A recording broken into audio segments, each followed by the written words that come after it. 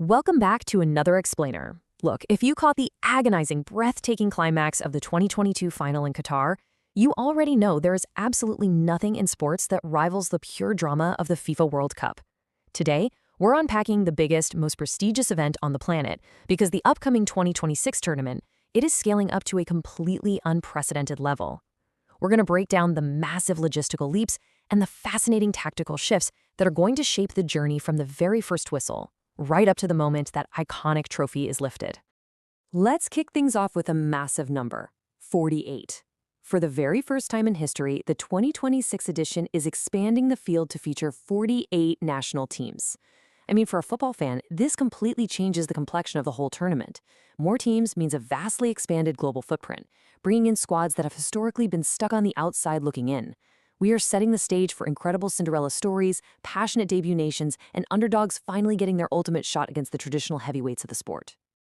Now, what's really interesting about this is that it's not just the team count expanding, it's the geography.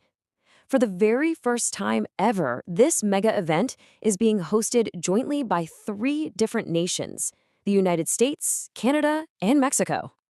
And breaking that down even further, the matches will be spread across an incredible 16 different host cities. From a purely physical standpoint, the logistics here are just staggering. Squads aren't just traveling, they'll be battling completely different environments. Think about it. One week a team might be dealing with the sweltering humidity of Miami at sea level, and literally a few days later, they're gasping for air in the extreme high altitude of Mexico City. This tournament is going to be a brutal physical test across a true North American spectacle. So how exactly will this massive tournament unfold? Here's our roadmap for today's explainer. We'll look at why this is the biggest World Cup ever, trace the rigorous path to qualification, and then dive into surviving the group stage. After that, we'll run the knockout gauntlet, check out the host cities and global superstars, and finally, look at what it takes to lift the ultimate prize. Let's jump into Section 1, the biggest World Cup ever, historic scale. You know, the FIFA World Cup is completely unparalleled. And part of that magic is because it only happens once every 4 years. That scarcity makes every single opportunity incredibly precious for the players. We are talking about true global synchronization here. Over 1.5 billion people tuned in to watch the 2022 final alone. Millions of dedicated supporters cross oceans and continents just to physically fill these stadiums. This is the ultimate stage where new heroes emerge and legends create history with unforgettable moments. It really is the greatest sporting event on Earth. Section 2, the path to qualification, journey to 2026. Okay, let's dive into this because the sheer scale of the 48-team expansion fundamentally alters the qualification math across FIFA's 6 confederations. Hundreds of intensely competitive matches are played worldwide, but with those extra 16 slots, the global balance of power shifts. Regions that have historically been fiercely bottlenecked, like Africa and Asia, now have significantly more guaranteed tickets to the dance. It changes the entire dynamic of regional qualifying, right up until the official draw divides those final 48 teams into 12 groups of 4. Moving on to Section 3, surviving the group stage, the math. Every team plays a short, vicious 3-match sprint in their group. You probably already know how the points work: 3 for a win, 1 for a draw, nothing for a loss. But what really matters here is the extreme, suffocating pressure. In a standard league format back home, you can recover from a bad weekend. Here, no way. A single tactical error in Game 1, a badly timed red card, or an unlucky bounce that results in a 0-point loss can immediately jeopardize 4 whole years of relentless preparation. Every single minute on that pitch is an absolute battle for survival. And because of that pressure, the new format changes the survival strategy completely. Traditionally, you aimed solely for those top 2 spots. But with the 48-team expansion, the 8 best third-place teams across all 12 groups will be thrown a lifeline and advance to the knockouts. This completely alters the tactical landscape. You are absolutely going to see teams park the bus to fiercely defend a scoreless draw against heavyweights, knowing that stealing just 3 or 4 points total might actually be enough to sneak into the next round. Which brings us to Section 4, the knockout gauntlet, sudden death.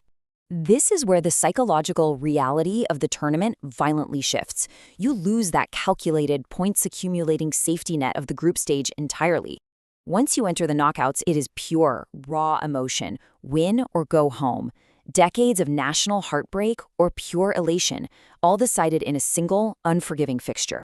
let's move to and see how this builds a team's path to glory, because the expansion changes things here too.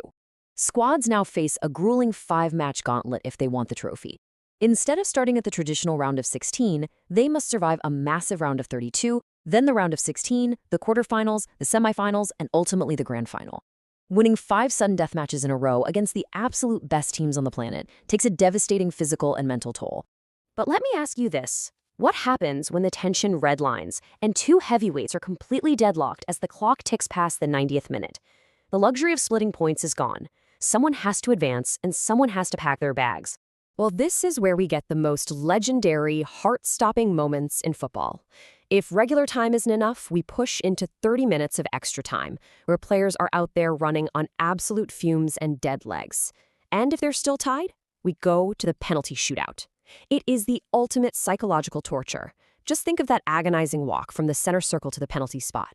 It's the exact mechanic that gave us Roberto Baggio's devastation in '94 and the incredible Mbappe-Messi shootout drama in '22. It tests the absolute limits of human nerve. Section 5. Hosts and Global Superstars. Settings and Cast. We established earlier that the logistics are massive. The United States provides 8 major hubs, from New York all the way down to LA.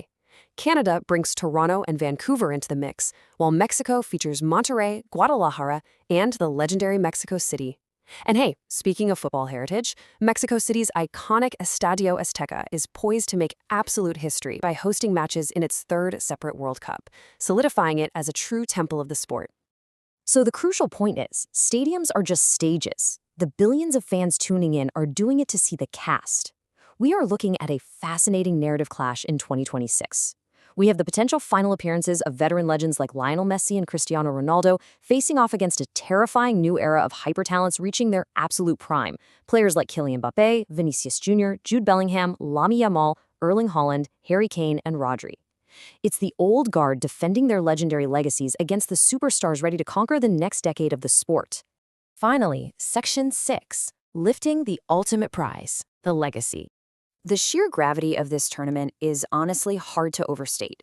When the host nation kicks off that opening match, it triggers exactly 1 month where entire countries effectively shut down. Work stops, streets empty, and everything builds toward a complete global standstill for the grand finale.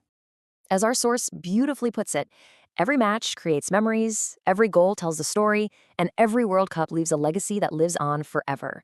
Because winning this, it isn't just about adding another trophy to a cabinet. The squad that fights their way to the podium and lifts that 18-karat gold FIFA World Cup trophy secures genuine immortality.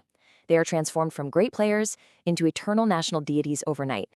So after years of grueling qualification across 6 continents, surviving the brutal tactical math of the groups, and navigating an unprecedented 5-round knockout gauntlet across 3 massive North American nations, we're left with one final question. Which nation will write their name into football history in 2026?